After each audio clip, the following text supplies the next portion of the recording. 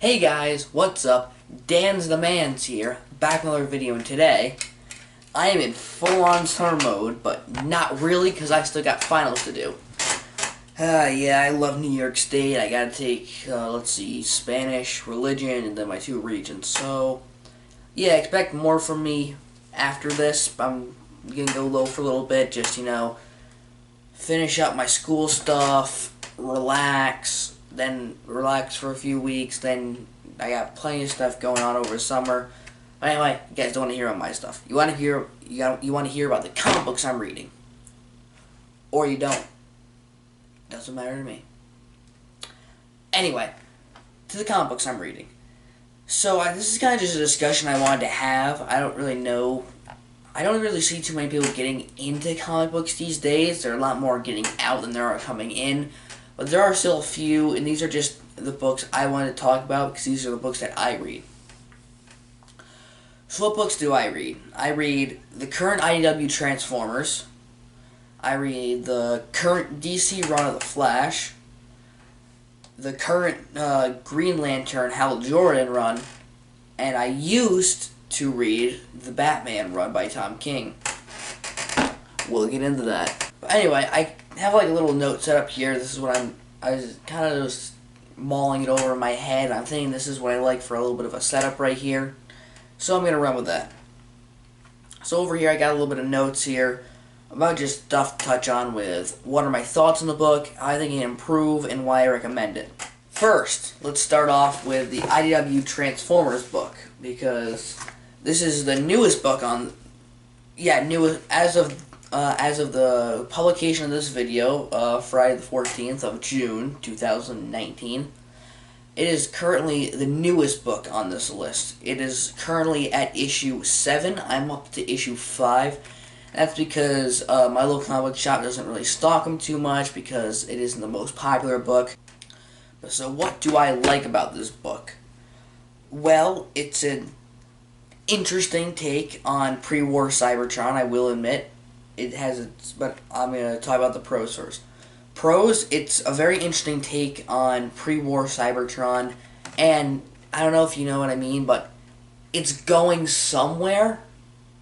And this is the segue into cons, because I don't feel it's going somewhere fast enough. It's really moving at a snail's pace here. And if you go on the TFW boards, which I'm on there all the time, believe me, this is the very much shared sentiment, is that this book is moving very slowly, but it's going somewhere. Saw a joke today that the main new character, Rubble, is the predecessor to Rumble, and this is his origin story, so that's gonna be fun. That's a funny one. But yeah, so as cons go, it's kind of slow pace. Right now, it's kind of a murder. It was the murder mystery, and now I'm not gonna say of who. And now it's slowly working up into something bigger, involving a major Cybertronian conflict. And yeah, that's about it. A few other gripes I have with it is, one, the designs in the book are all one for one of the current Siege toys being released, and I like Siege, but I've always liked that IDW has had their own style, because then those would actually occasionally, like with Thrilling 30s, get adapted back into toy form and end up with some really cool figures like that Thrilling 30th Springer. Here, outside of Bumblebee and Rubble and Wheeljack, because none of them actually have Siege toys yet, they're all based on those designs, and I don't know, it just kind of irks me away. I don't know. Kind of like how Combiner Wars did, and then my other main problem is the fact that they use generic cons. If you don't know what a generic con is, they're a generic model for a character. Like, so, instead of having maybe a background, like for background characters, they'll just draw random robots. And that's something I've always loved about IAW. What they used to do is you could go on a page, and if you were a diehard Transformers fan, you could probably name almost every character on that page. It would sometimes be an older toy version of like characters. So like one time I caught Armada Cyclonus in the background of one book, and just kind of like little fan servicey stuff like that, you know? As of right now, so far this arc is called A Bold New Era. I don't know when it's going to end. We're on issue 7 right now, but we already know the next title is The Cracks Beneath Your Feet, which I'm going to stick through it till that, and then I'm going to decide on where I'm going to go from there. Although I do, as one TFW user did point out, I kind of find it funny about the kind of pretentious titles that the book has been using, like A Bold New Era, The Cracks Beneath Your Feet, and point out what happened to the good old days of The Car Wash of Doom or Bumblebee's Plight or something like that. I don't know. I don't mind it. I really don't mind either way. It's just a matter of the stories that are good. Anyway, next book I have coming up, The Flash. This is written by Williamson. I don't know his first name. Sorry about that.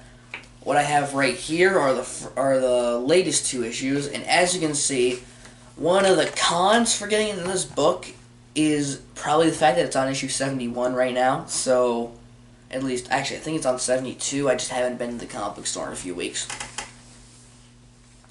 Yeah, what do I like about this book?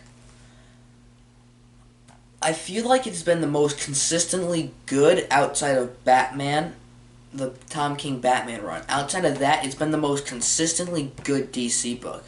And I think that has to do with the writer pretty much being the writer throughout the whole book.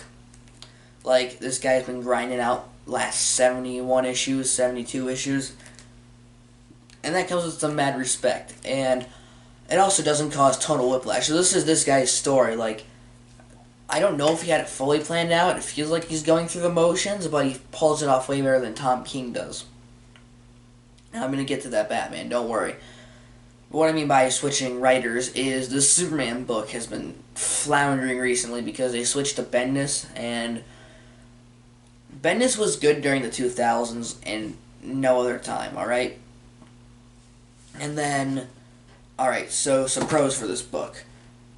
The book, as I said, has always been of good quality. There have been some arcs that have been better than other. I'm not going to go into any spoilers, like I didn't really go into many spoilers for the Transformers, but when it comes to this, I think the best, I don't know, I'm not going to say best arc because they've kind of been up and down, as I said, so some of the better ones were the Button crossover, the first crossover with Batman, and the Godspeed arc, and then some of the lesser stories were the the Negative Flash arc was kind of had a very disappointing payoff for my favorite character. Reverse Flash was my favorite Flash character. And probably I don't remember what it was called, but it was the second crossover between Batman and Flash. It actually just got done recently. It was issues like 67, 68. Yeah, that was kind of just a mess. It really didn't tie into... It was like how the Button tied into Doomsday Clock. That one was supposed to tie into Heroes in Crisis, but that one really didn't work that well, but blah, blah, blah. Actually, though, the Batman crossovers are pretty fun. But yeah, so that's why I recommend this book, is that it always has maintained a high quality, and the only thing that stopped me from recommending it fully is the fact it's on issue 71, so make of that as you will. And for our third book of the day, we're going to do Grant Morrison's Green Lantern, or, as it's fully called, Beware My Power, the Green Lantern. So again, as per usual, I have the latest 2 issues as of this release date. And I gotta say, this has probably been one of my favorite Green Lantern books in a while. I don't know how to say it, but it has a comic booky feel to it. So, like, every story is pretty much a one-off. So you'll have the last 2 pages be like a segue for the next issue, and then contain story, segue for the next issue. And what I like about it is it's not really bogged down by too much Green Lantern continuity. So this is just Hal Jordan going around being Space Cop. And I love it. Me and the guys at Earthworld talk about this all the time. Is a nice back to basics approach on the Green Lantern that we have been sorely missing. I love Jeff Johns. I love everything he's done with the movies, with the comics. Oh, but I'm so happy we're finally getting away from the Green Lantern Ring Color Wars thing that's been going on for the better part of a decade, believe it or not.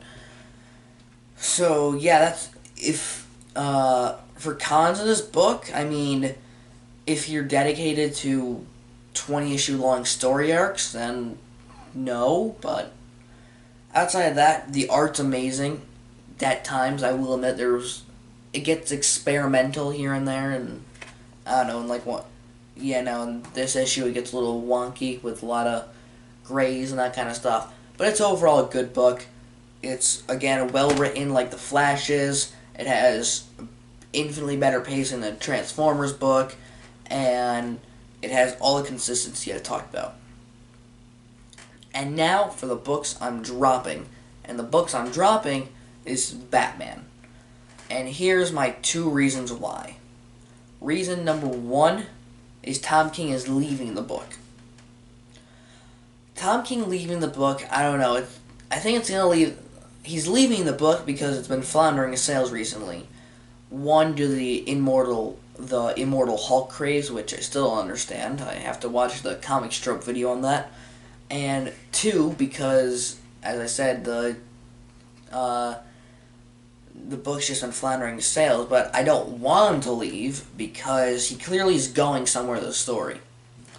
He set up a whole bunch of stuff for a really big climax, and this is my second issue with the book, is that for the last 6 or 7 issues, it hasn't really been going anywhere. And that's probably been my biggest problem with the book. So, like, he set up the Bane arc with Skeets, which is another video for another day. Maybe a comic lesson, maybe? I don't know. Bring that back. So he set it up with Skeets. He set up a whole Bane story arc involving the Catwoman marriage and all this. It's about to converge, and then he does the Mr. Freeze arc, which was kind of left field. It worked, but it didn't. And then you have, what was it, then it kind of just meandered in Batman being depressed. It did a setup for the Nightwing book. It did a whole bunch of stuff, and it kind of got off topic, and it's kind of clear Tom King doesn't know what he's doing. Well, not that he doesn't know what he's doing, but he gave himself too much leeway, because he said he wants 103 issues, but he clearly gave himself too much leeway, so now he's kind of making a bunch of filler issues in a row, and it's not getting to the point of everything, if you know what I mean. So yeah, those are the books I'm dropping. So overall, these are all solid books, and I recommend probably every one of them 100 times over, except for the Transformers, because we still have to see where that one's going. And just to settle some disputes early, the Green Lantern book and the Transformers book are both good. They're around the same pace. One is just paced much slower, the Transformers, because it's clearly like how IDW normally does their Transformers book, which is a long story over time. So this is obviously going to become Cybertronian War, and then we're going to get After War, and then it's gonna do the whole cycle all over again with IDW. So that'll be fun. Well, the Green Lantern is much more snappier paced. It's an issue by issue story arc, so that's what gives it its faster pace. Anyway, I'm Dan's the Man here, signing out. Have a good one. Peace.